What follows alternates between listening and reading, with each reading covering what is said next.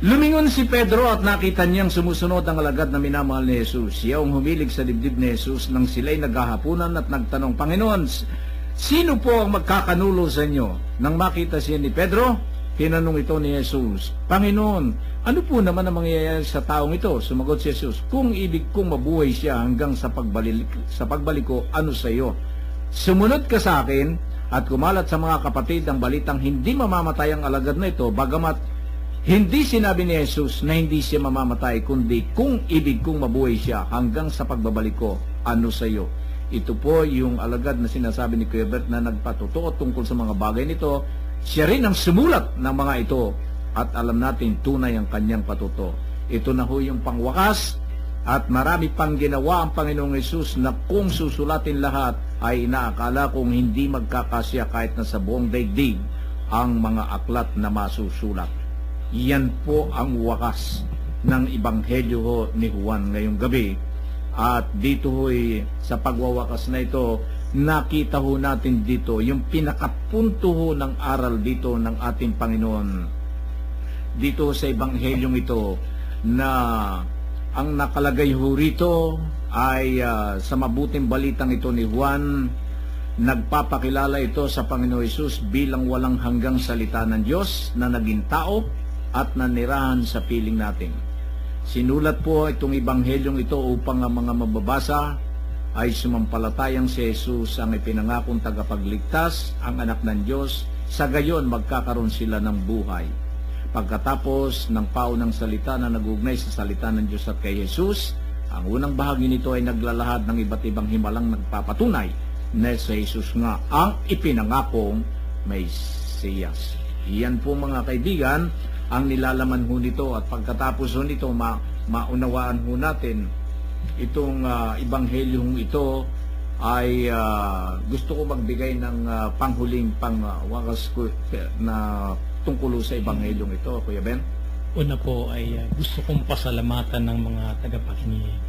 Subalit ang akin lamang pong pakiusap, maliban sa inyong pakikinig, ma-stored sa inyong isipan at talino ang ating pong tinatalakay. At pagkatapos, subukan natin ilagay sa ating mga puso at ito ay magkaroon ng pagbunga. Pagbunga na maibabahagi natin ang ating narinig, ang na-stored sa ating isipan at maibibigay natin ang pag-ibig ng Diyos sa pamamagitan nito. Amen, Kuya Bert. Alam mo, Kuya Min, dito naman sa pangwakas na sinasabi mo na nabasa mo, ang mapapansin lamang natin dito, karamihan kasi ng mga ebanghelista na lalo na sa mga ibang kapatid natin sa ibang pananampalataya, sinasabi nila, mag-usap tayo sa Bible. No? Pero dito, ang sabi ni San Juan kung susulatin ang lahat ng ginawa ng Panginoon, kahit sa buong daigdig ay hindi magkakasya ang aklat na masusulat. Bakit ka dito lamang magsasandigan? Bakit ka lamang dito, kapatid, na manganangan? Sana wag.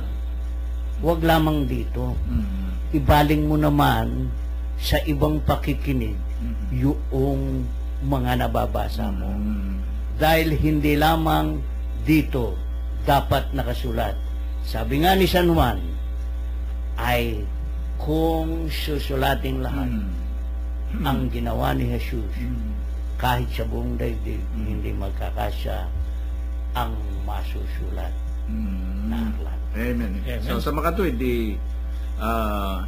pag-usapan natin dito sa Biblia, hindi lang ho gano'n. Hindi lang. Marami pa palang hindi nasulat. Marami pang mga himalang. Mga pangyayari na hindi naisulat. Yun. Yan po ating nakasanaho ngayong gabing ito. Kami hong tatlo, si Kuya Bert, si Kuya Ben, si Kuya Joe, ang inyong lingkod, ay nagpapasalamat ho sa inyong patuloy at patuloy na pakikinig ho sa inyong palatuntunang patnubay. Nawa po itong patnubay na ito maging patnubay natin sa ating buhay at mai-transfer natin sa iba't maging patnubay din ho nila ang mga aral na nakapalobo sa ating mga pinag-aaralan at binabasa ng Ebanghelyo dito sa mga Ebanghelyo ng manunulat ng ating Biblia.